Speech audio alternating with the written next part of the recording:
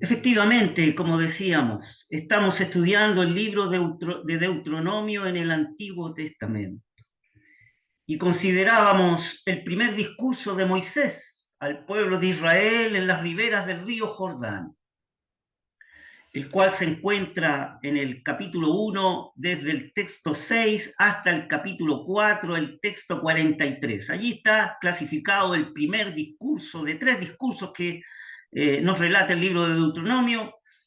Desde el texto capítulo 1, texto 6, hasta el capítulo 4, texto 43, está este primer discurso de Moisés. Sin embargo, este primer discurso está dividido en tres partes o tres porciones. La primera parte nos habla acerca de las reflexiones sobre el viaje de Israel desde Joreb hasta Moab. Esto está en el capítulo 1, desde el texto 6 al capítulo 3, texto 29. La segunda parte, donde Moisés expresa los deberes acerca de la obediencia que debe tener Israel al entrar a la tierra prometida, está en el capítulo 4, desde el texto 1 al texto 40. Y la última parte, la tercera parte de este primer discurso de Moisés, en que se asignan a aquellas ciudades de refugio, está en el capítulo 4, desde el texto 41 al texto 43. Estamos analizando entonces, dentro del primer discurso de Moisés, la primera porción, donde ya hemos considerado los textos desde el capítulo 1, desde el texto 6 al 19. Y nos impresionábamos que esta vez, decíamos, no se menciona el movimiento de la nube, ni se cita el sonido de la trompeta. Recordaremos que en el libro de Números los movimientos del campamento hebraico israelita estaban condicionados por la nube y comunicados por el sonido de la trompeta. Sin embargo, en el libro que nos ocupa hoy, las comunicaciones son mucho más sencillas, son mucho más familiares y directas al pueblo de Israel. Yahvé, el Dios vivo y verdadero, estaba muy próximos a ellos. Por lo tanto, no había necesidad de agentes externos caracterizados por ceremonias. Y fíjese que conversábamos y analizábamos en nuestro estudio anterior que este es un raro privilegio para Israel, tener al Señor tan cerca y tan interesado en todos sus movimientos y en todo cuanto a los israelitas les interesa, sea grande o pequeño. No tenían entonces la necesidad de preocuparse de sus jornadas ni de cosa alguna. Estaban bajo la mirada atenta y la mano de Dios, cuya sabiduría es inefable, cuyo poder es omnipotente, cuyos recursos son inagotables, cuyo amor es infinito. Dios había tomado a su cargo y el cuidar de su pueblo amado. Solo les quedaba al pueblo de Israel nada más que obedecer. Y ante esta premisa, fíjese que ante esa premisa que nada más les quedaba a ellos que obedecer, entonces, como consecuencia, no hubieran habido pleitos, molestias y cargas. Si cada uno hubiese hecho todo lo posible para promover el bien general, la verdad que otra cosa sería Israel. Pero no sucedió así en Israel, en el desierto. Y manifestábamos con mucha tristeza que tampoco sucede en la iglesia del Señor en el día de hoy. A pesar de que nuestros privilegios son mucho más elevados que en Israel en aquel entonces. Descubríamos además en nuestro análisis anterior que había una celestial sabiduría con una equilibrada justicia, cuyo efecto era la imparcialidad, Y podemos apreciar que la actitud de Moisés en su servicio a Dios, su premisa era: si alguno quiere ser sabio, hágase simple. La senda de la simple obediencia estaba trazada y claramente expuesta ante ellos. Solo tenían que seguirla con un corazón dispuesto, con un corazón sencillo y una actitud obediente.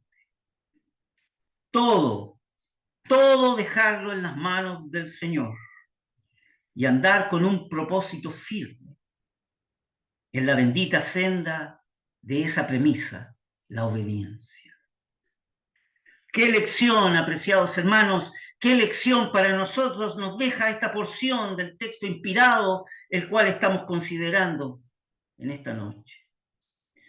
Teniendo esto en cuenta, entonces, como ese telón de fondo, les invito a considerar la siguiente porción del capítulo 1 de Deuteronomio y ver lo que el Señor tiene preparado como lección para nuestras vidas. La palabra del Señor dice así: y partidos de Joreb anduvimos todo aquel grande y terrible desierto que habéis visto, por el camino del monte del Amorreo, como Yahvé nuestro Dios nos lo mandó, y llegamos hasta Cades Bernea. Entonces os dije: llegado habéis al monte del Amorreo, el cual Yahvé nuestro Dios nos da. Mira, Yahvé tu Dios ha dado delante de ti la tierra, sube y poséela, como Yahvé el Dios de tus padres te ha dicho, no temas ni desmayes. Y llegasteis a mí todos vosotros y dijisteis: envíenos varones delante de nosotros, que nos reconozcan la tierra y nos traigan de vuestra razón del camino por donde hemos de subir y de las ciudades a donde hemos de llegar. Y el dicho me pareció bien, y tomé 12 varones de vosotros, un varón por tribu, y se encaminaron y subieron al monte y llegaron hasta la arroyada de Escol, y reconocieron la tierra. Y tomaron en sus manos del fruto del país y nos lo trajeron, y diéronnos cuenta y dijeron: es buena la tierra que Yahvé nuestro Dios nos da. Empero no quisisteis subir, antes fuisteis rebeldes al dicho de Yahvé vuestro Dios, y murmurasteis en vuestras tiendas, diciendo: porque Yahvé nos aborrecía, nos ha sacado de la tierra de Egipto, para entregarnos en manos del amorreo para destruirnos. ¿A dónde subiremos?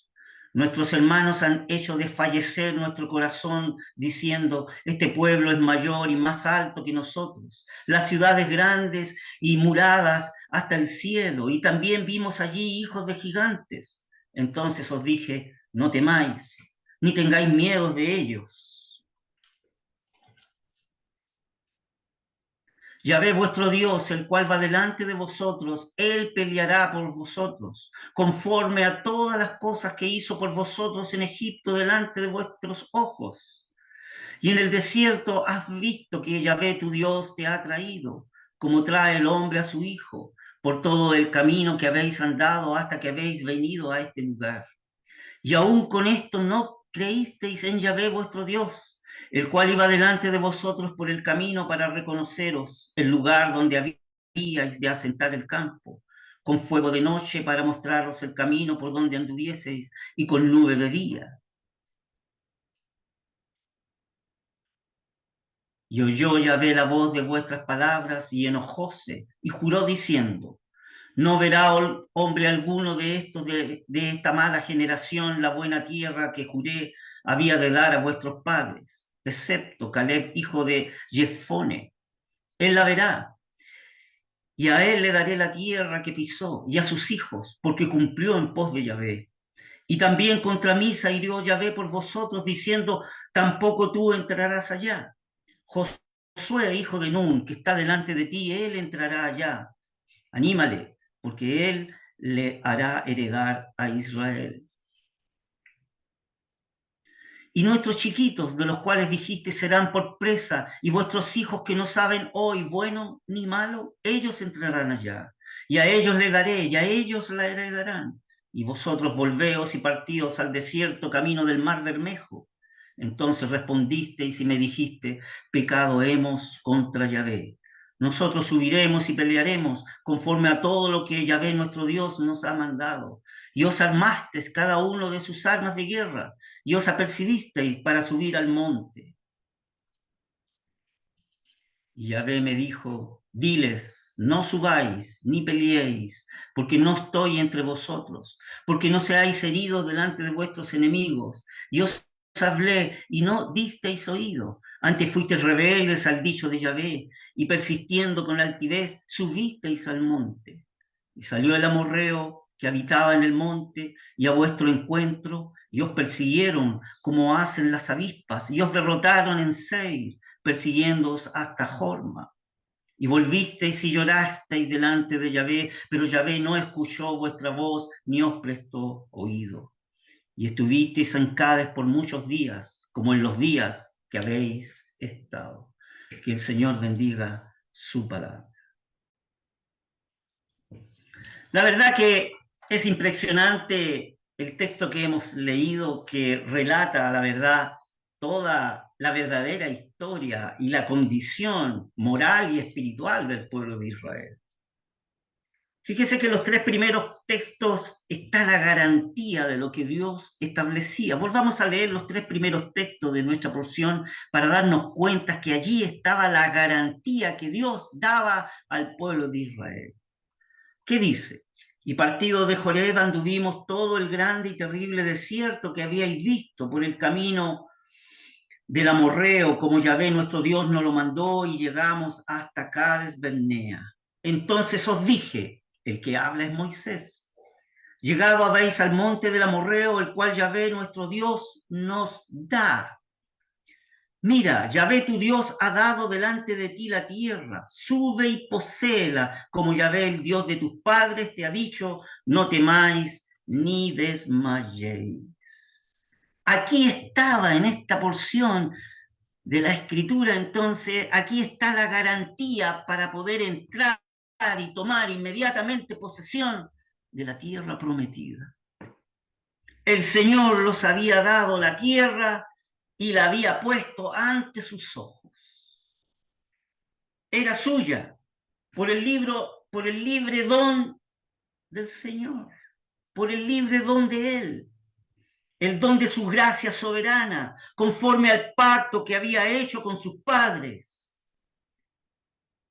Y era el eterno propósito de Dios, de que Israel poseyera la tierra de Canaán por medio de la simiente de Abraham, su amigo. Era el propósito de Dios, era la voluntad soberana de Dios, era un eterno propósito que Israel poseyera la tierra de Canaán, porque había la promesa de la simiente de Abraham, el cual era el amigo de Dios.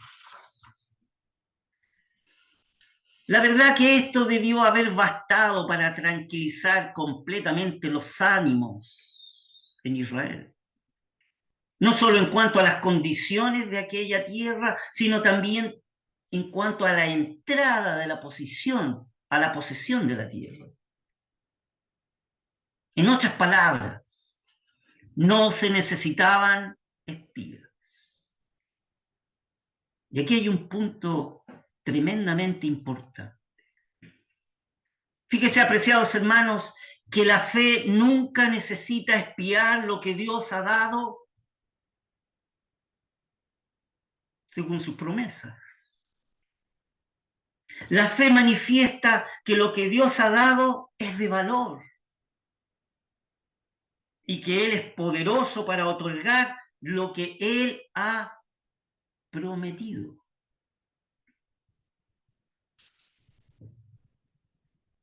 La fe nunca necesita espiar lo que Dios da en sus promesas. El análisis era muy simple para Israel. La misma mano que los había conducido por aquel grande y terrible desierto podía también hacerlos entrar y establecerlos en la herencia prometida. La verdad, apreciados hermanos, que así hubiera razonado la fe, porque la fe siempre razona desde Dios a las circunstancias y no al revés. La fe nunca razona desde las circunstancias hacia Dios, de ninguna manera. La verdadera fe que expresa en la Escritura siempre razona desde Dios hacia las circunstancias. Encontramos en el texto inspirado por Dios, el cual dice, si Dios es por nosotros, ¿quién será en contra? Tal es el argumento de la fe, apreciados hermanos. Es grande el argumento en su forma más sencilla y es sencilla en su grandeza moral. Cuando Dios llena por entero el campo visual del alma del creyente, las dificultades entonces son descontadas. Aquí hay una frase para meditar, ¿verdad? Volvamos a leer ese punto. Cuando el Señor llena mi corazón entero del campo visual en mi alma, de lo que Él ha dado como promesas en nuestras vidas, entonces las dificultades se derrumban. Las dificultades son descontadas. Esa es la fe verdadera. Pero el pueblo de Israel no estaba regido por la fe. En aquella acción y por lo tanto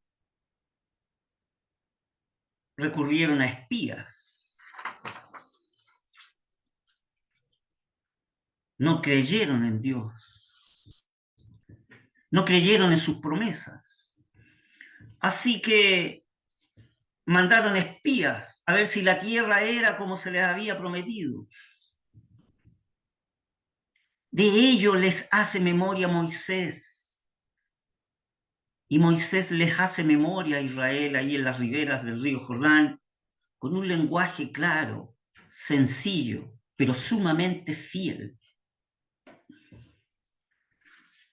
Ante esta situación, fíjese que en el texto 22 de la porción que nos ocupa en esta noche, en nuestro estudio, aparece la raíz moral del asunto. Leamos el texto 22 de nuestro capítulo 1 de Deuteronomio. ¿Qué dice? Y llegasteis a mí todos vosotros y dijisteis, envíenos varones delante de nosotros que nos reconozcan la tierra y nos traigan de vuelta razón del camino por donde hemos de subir y de las ciudades a donde hemos de llegar. Aquí aparece la raíz moral de todo este asunto que complicaba a Israel. En la narración, fíjese que en el libro de Números, en la narración del libro de Números, cuando lo estudiamos en su oportunidad, el Señor dijo a Moisés que mandara espías. Pero, ¿por qué Dios le dio esa orden a Moisés? Que sí, que mandara espías. Pero era por la causa de la condición moral del pueblo. Es por eso que Dios otorgó o permitió en su voluntad que mandaran espías.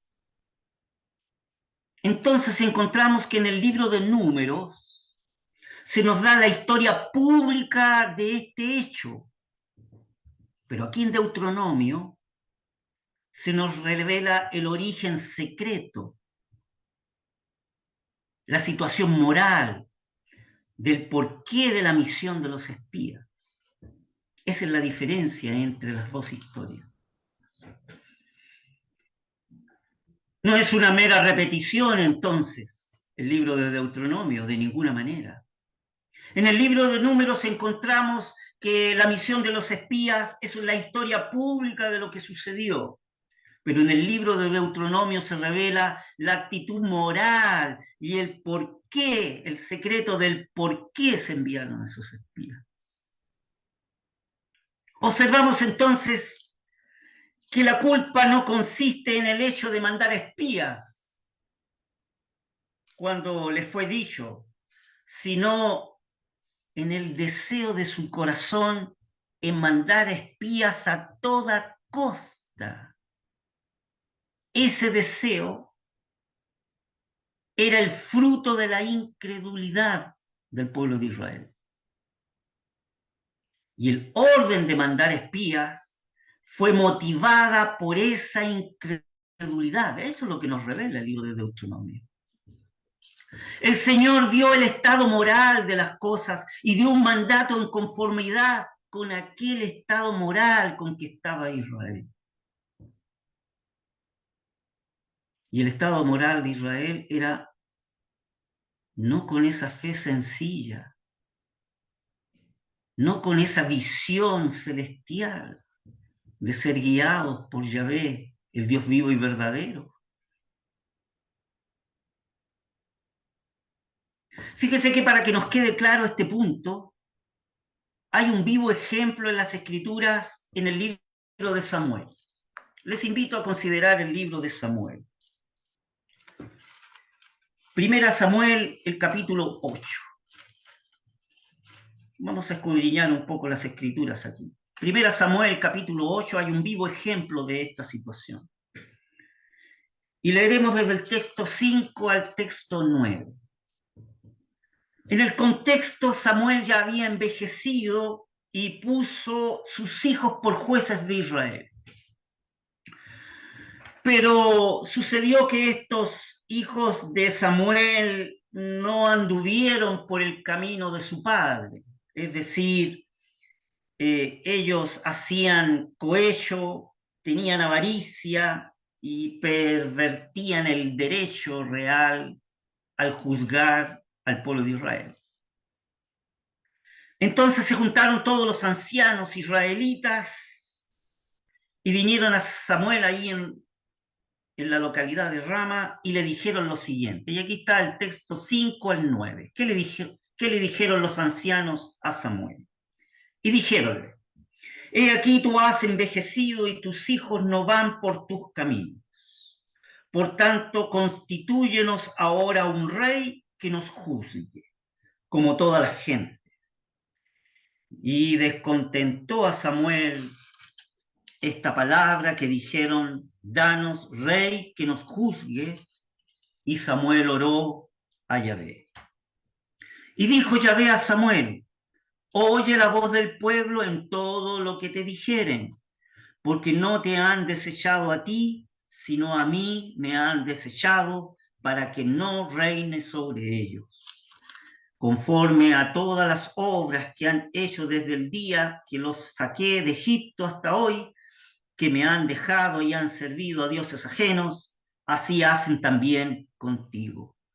Ahora pues, dice Dios, oye su voz, mas protesta contra ellos, declarándoles el derecho del rey que ha de reinar sobre ellos.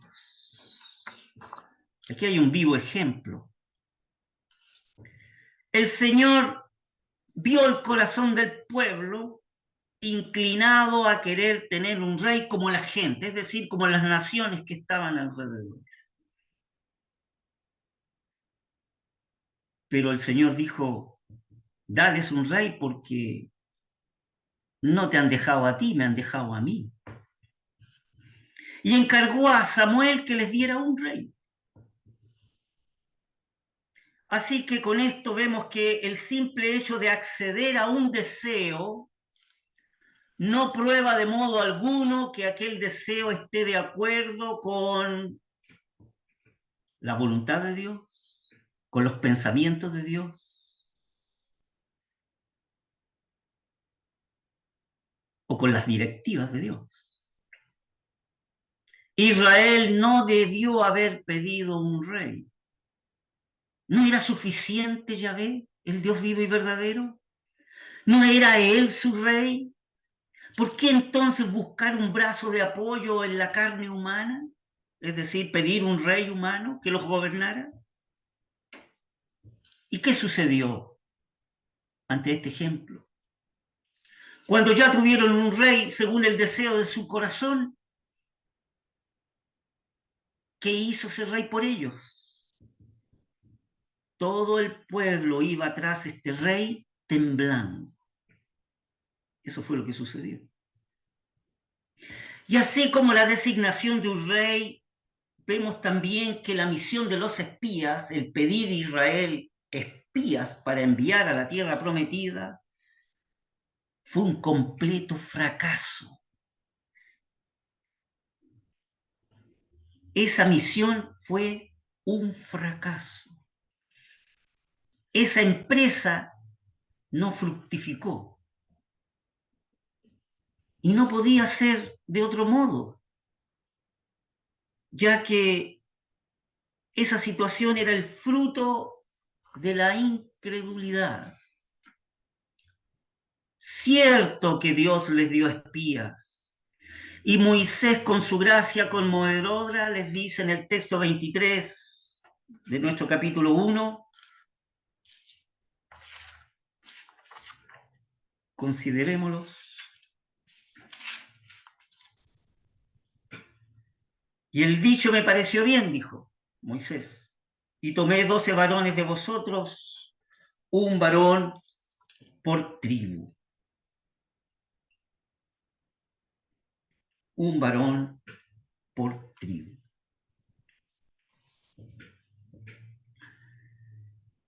Ellos quisieron mandar espías.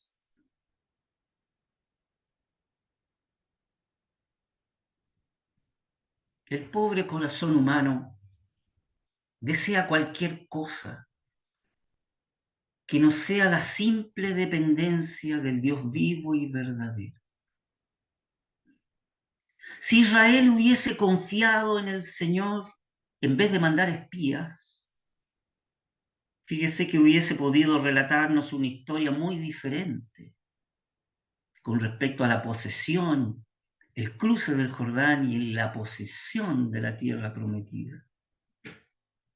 Si Israel hubiera tenido esa fe completa en el Dios vivo y verdadero que hasta allí los había conducido con gran amor y cuidado.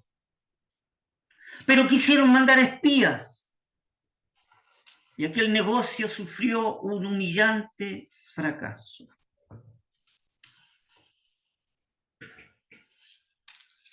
Y así lo dijo Moisés en el texto 24 y 25, dice, y se encaminaron y subieron al monte y llegaron hasta la arroyada de Escol y reconocieron la tierra y tomaron en sus manos del fruto del país y nos lo trajeron y diéronnos cuenta y dijeron, es buena la tierra que Yahvé nuestro Dios nos da. ¿Y cómo podía ser de otro modo? Cuando Dios era quien se las daba.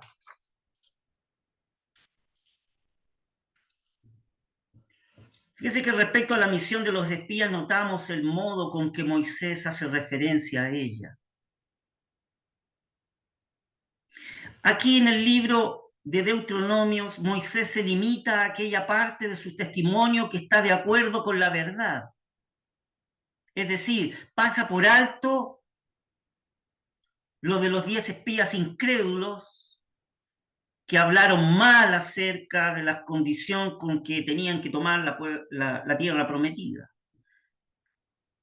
Aquí en el libro de Deuteronomio, entonces, Moisés solamente se limita a aquella parte de su testimonio que estaba de acuerdo con la verdad y pasa por alto el informe o las manifestaciones de esos 10 espías incrédulos. Y esto está en perfecta consonancia con el alcance y el propósito que tiene el libro de Deuteronomio con respecto a lo que nos cuenta el libro de Números. Allá en Números está la historia. Aquí en Deuteronomio se ve el secreto moral de las actitudes del pueblo de Israel. Todo está expuesto para obrar en la vía moral sobre la conciencia de la congregación.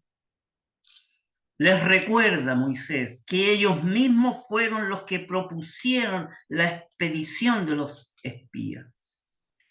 Y además que aunque los espías habían puesto ante sus ojos los frutos de la tierra y habían dado testimonio de sus excelencias, tomando, ¿no es cierto?, como verdad a Josué y a Caleb, que fueron los dos únicos que dieron, ¿no es cierto?, un informe positivo con respecto a con fe, con respecto a la verdad y a los propósitos que tenía Dios al tomar la tierra prometida. Aunque estos espías habían puesto ante sus ojos esos frutos de la tierra, le habían dado testimonio de excelencia, el pueblo de Israel no quisieron subir para poseer. Texto 26, ¿qué dice? Empero no quisisteis subir, antes fuisteis rebeldes al dicho de Yahvé, vuestro Dios. Entonces no había excusa alguna. Era evidente que los corazones del pueblo de Israel a las orillas, cuando llegaron por primera vez a las orillas del Jordán, estaban colmados de una positiva incredulidad y de una innegable rebelión contra los propósitos de Dios.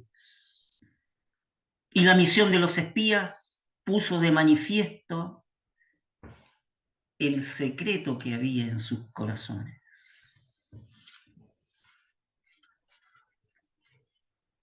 ¿Qué más dice Moisés en el texto 27? Fíjese. Y murmuráis en vuestras tiendas diciendo, ¿por qué Yahvé nos aborrecía? Porque Yahvé nos aborrecía, nos ha sacado de la tierra de Egipto para entregarnos en manos del amorreo, para destruirnos. Esta era una horrible mentira a Dios. Y la dijeron en su pleno rostro. Cuán altamente absurdos son los argumentos de la incredulidad. Fíjese que el incrédulo no solo es ciego e insensato con respecto a sus razonamientos, sino que también tiene un negro y tétrico conducta de murmurar. No solo es ciego e insensato en la forma de razonar, sino también un negro y tétrico murmurador. El incrédulo nunca toca las cosas por su lado recto, ni por su lado claro. Y así acontecía en Israel. Israel no tenía fe. Fíjese que el apóstol Pablo, en el texto inspirado por el divino autor, allí en la tercera epístola a los Hebreos, en su texto 19, nos dice con respecto a Israel, y vemos que no pudieron entrar a causa de su incredulidad.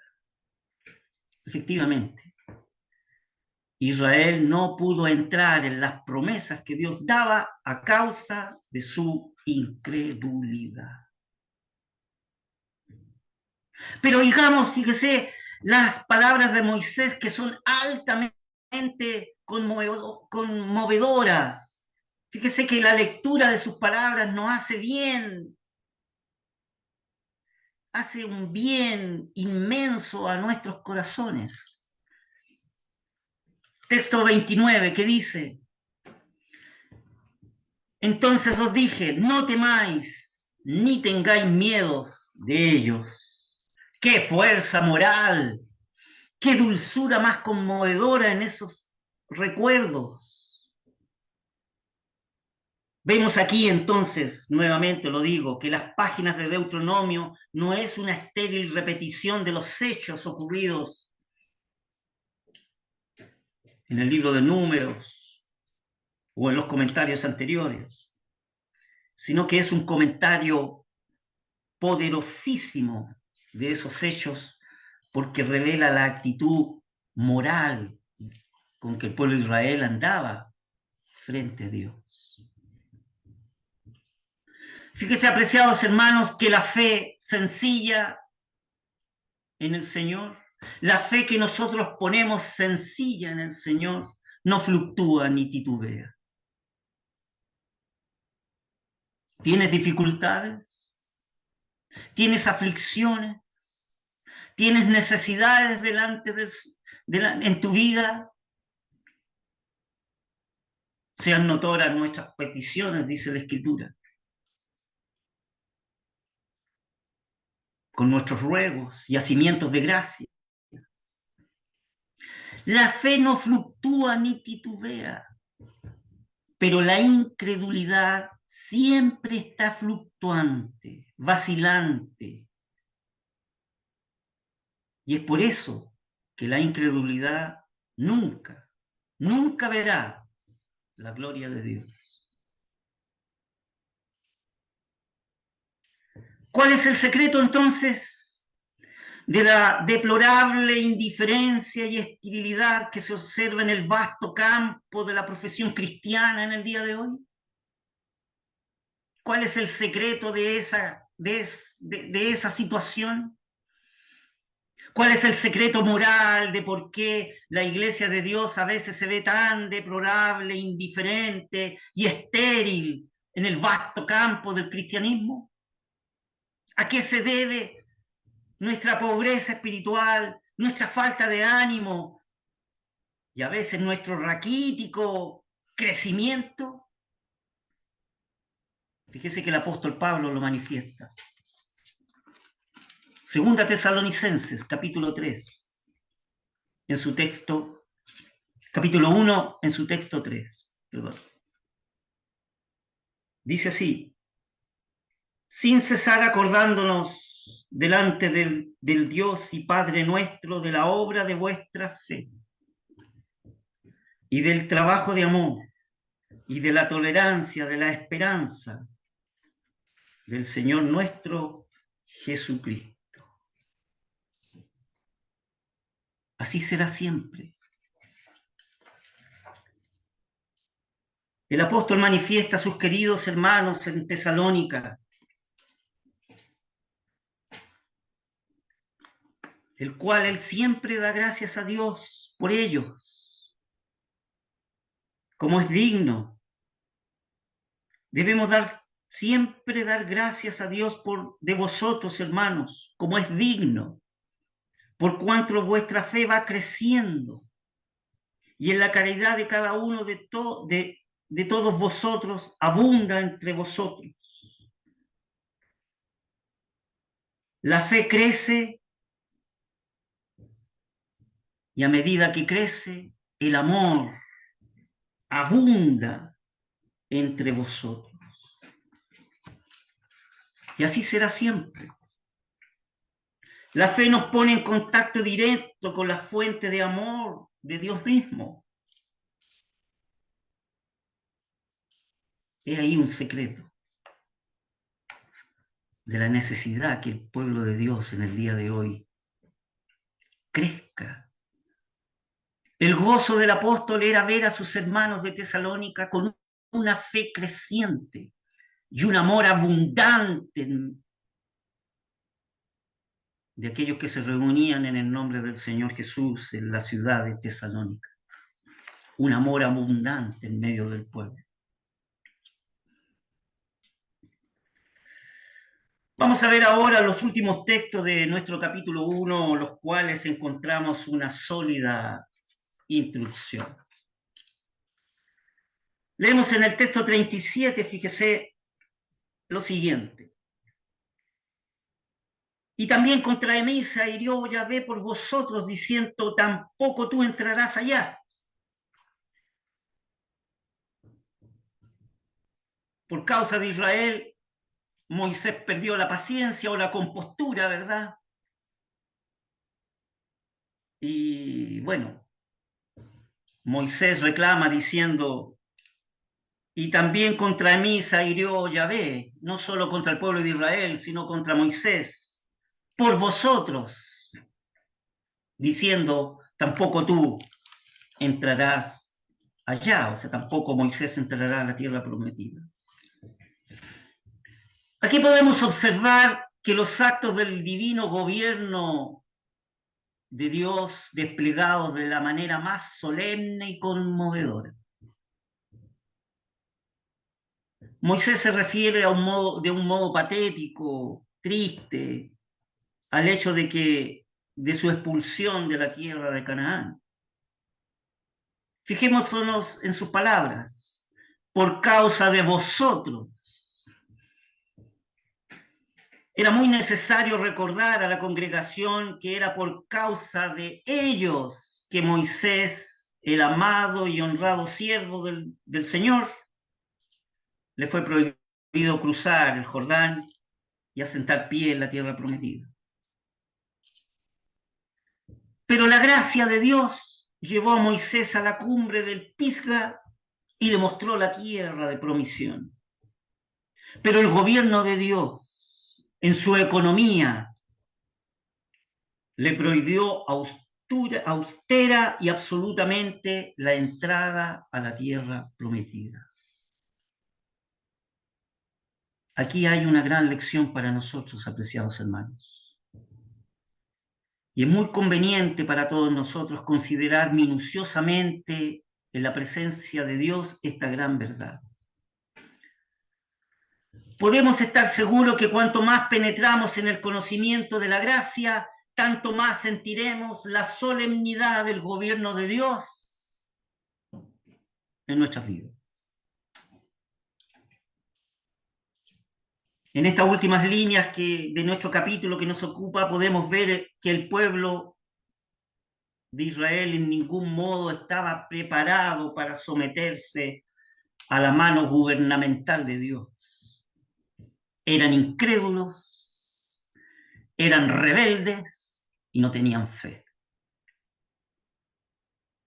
En otras palabras, no querían someterse a las gracias de Dios y menos querían someterse al gobierno divino, sino que se entregaron a un espíritu de negra incredulidad.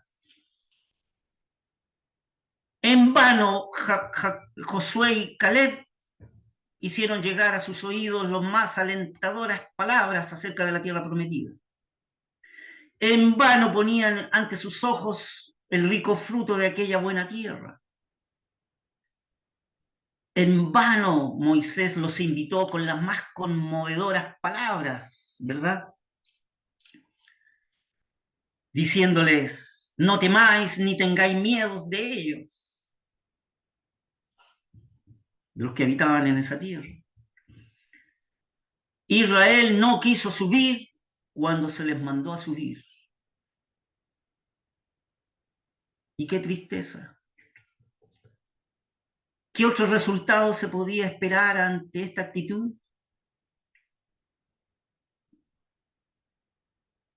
No seguían la gracia de Dios, no querían ser gobernados por la soberanía de Dios, no tenían fe en Dios, murmuraban, eran incrédulos y había un corazón rebelde. ¿Qué se podía esperar de ellos?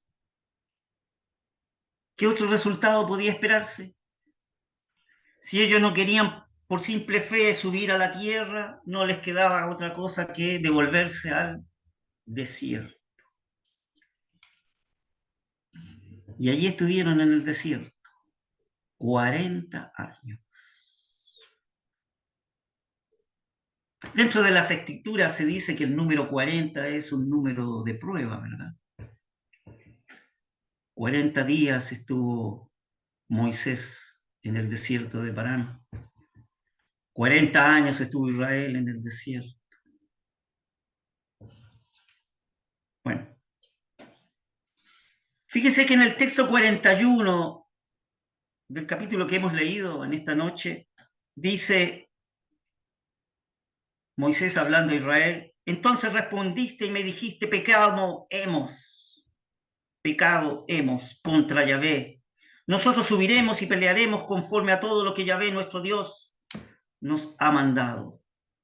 Y os armaste cada uno de sus armas de guerra y os apercibiste para subir al monte. La verdad que esto parecía ser un acto de contrición y arrepentimiento, pero era hueco y falso. Es muy fácil decir hemos pecado. Fíjese que Saúl, el primer rey de Israel, lo dijo en su tiempo, pero lo dijo sin que su corazón tomara parte. Y es de pensar, apreciados hermanos, en todo esto, que exactamente lo mismo suceda con la iglesia profesante del día de hoy. Entonces, esto nos lleva a una gran lección. Nos lleva a ser observadores, observar los hábitos de una mera profesión cristiana, observar aquella mera forma de piedad militante que puede haber dentro de la iglesia de Dios. Y dentro de esa mera profesión cristiana y dentro de esa mera forma de piedad militante, está escondido alguien que es incrédulo, alguien que es un murmurador, alguien que no tiene una fe verdadera en el Dios vivo y verdadero.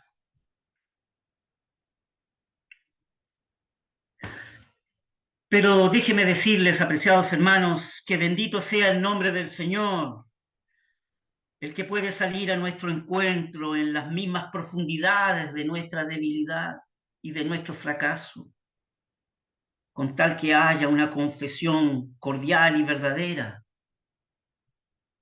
de nuestro estado. He ahí la promisión preciosa de este Dios de amor que dio a su Hijo amado para que todo aquel que en él creyese no se pierda.